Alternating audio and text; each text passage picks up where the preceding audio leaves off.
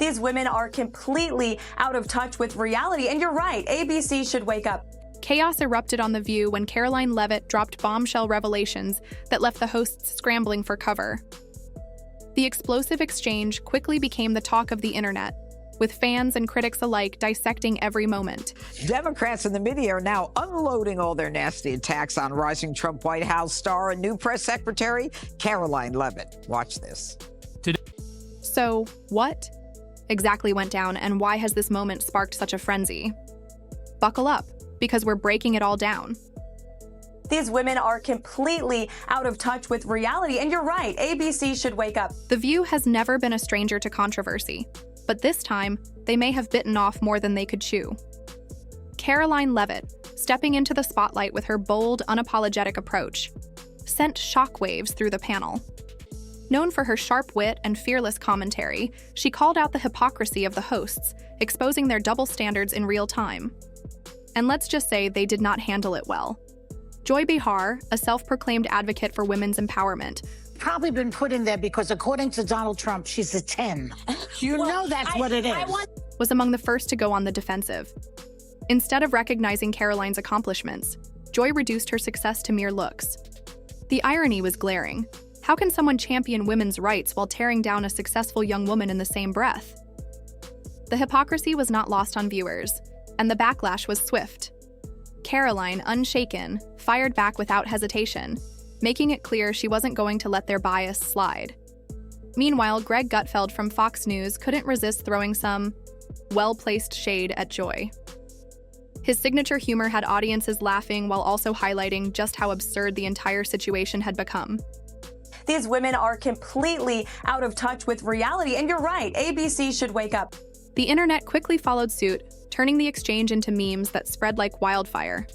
If Joy thought she could get away with her remarks, she was sorely mistaken. But Karoline didn't stop at Joy. She had strong words for the entire Democratic media machine. She made it crystal clear that their relevance was on borrowed time. Joy Behar calls her a 10.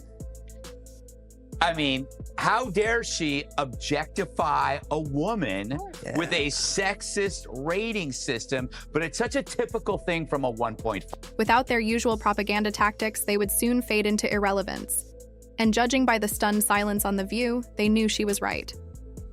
The message was simple. The Democrats can either get on board or they can prepare to lose another election just like they did on November 5th. Either evolve or be left behind. Whoopi Goldberg, sensing the damage being done, attempted to shift the narrative.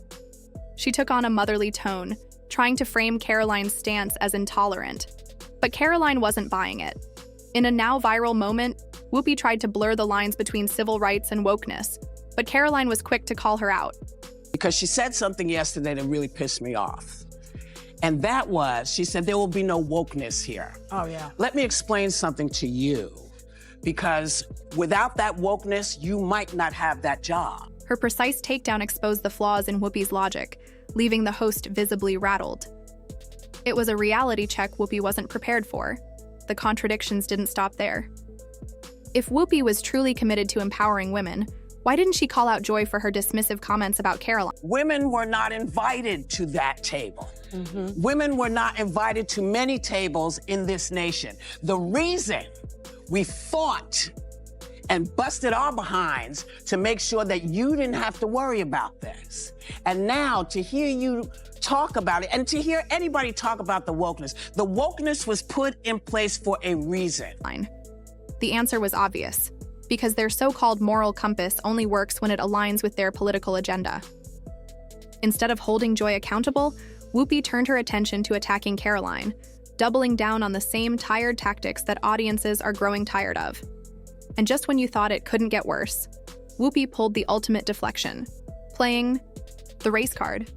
She accused Karoline of not understanding wokeness, framing it as a fight for equality. But Karoline was ready. She dismantled Whoopi's argument with cold, hard facts, making it painfully clear that Whoopi was either misinformed or deliberately misleading her audience. Either way, the damage was done, or Whoopi's credibility took yet another hit. The hypocrisy reached new heights when The View attempted to spin an entirely unrelated story, trying to link Elon Musk to an assassination attempt. Karoline wasn't having it. In a fiery rebuttal, she called out their reckless accusations, reminding them that Because black people couldn't get into colleges. Because women could not get into the colleges they wanted to go to. This is all women. accountability works both ways. The same media that once pushed for responsibility was now the biggest culprit of misinformation, and Karoline wasn't going to let them get away with it. For years, The View and other legacy media outlets have shaped narratives with little to no consequences. But Karoline Leavitt just flipped the script. Her bold stance against media bias is exposing the cracks in their foundation, and they are panicking. With her recent announcement of a new media section in the White House press pool, traditional outlets will finally be held accountable for their reporting. The message is clear. The era of unchecked propaganda is over. For decades, the Associated Press and the White House Correspondents Association controlled the press room, deciding who gets to ask questions and shaping the narrative. But that's all How ironic that Whoopi Goldberg and Joy Behar and the rest of the ladies on The View spend their time calling Republicans the conspiracy theorists, but they have been wrong about everything they have said over the last couple of years. Karoline Leavitt has made it clear that these legacy media outlets will no longer have unchecked power. Instead, 2 front-row seats, previously reserved for White House staff, will now be given to new media voices who aren't afraid to challenge the establishment.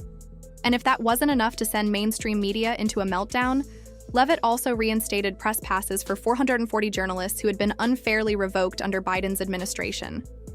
While many praised this push for transparency, the panel, on The View, had a very different reaction. Because let's be real, the last thing they want is a press corps that actually questions their narrative. They likened President Trump to Hitler. They have mocked him. They have shamed him. They have lied about him consistently on their show. And it was a joy to watch them on November the 6th when they realized that tens of millions of Americans do not listen to the lies that they have spewed. Starting today, the seat usually occupied by the press secretary's staff will be called the new media seat. Leavitt explained that her team will review applications and grant credentials to new media reporters who meet the criteria and pass U.S. Secret Service clearance to enter the White House complex. As expected, the reaction from The View was pure outrage. Sunny Hostin dismissed the idea of new media journalists being qualified to attend briefings, acting as though only legacy media elites deserve a seat at the table. Then Whoopi Goldberg chimed in with her usual holier-than-thou attitude, warning that under the new administration, people might just start spouting stuff. She's young, but she's wise beyond her years, and she has access to the president, which is something someone didn't have. Oh, the irony. Because for years, mainstream media, including The View, has done exactly that, twisting narratives, pushing half-truths, and promoting whatever fits their agenda. But now that Karoline Leavitt is holding them accountable, suddenly Whoopi wants the outwa to talk about standards. Give me a break. Leavitt, the youngest press secretary in U.S. history. President doesn't surround himself by anybody smart. And Joy Behar and those guys, of course this was going to happen. This is why conservative women just have to move on, do their thing, and not worry about the criticism from folks like at The View. Didn't hold back when addressing the media's declining credibility. She pointed out that millions of Americans are turning to alternative sources because they no longer trust traditional outlets.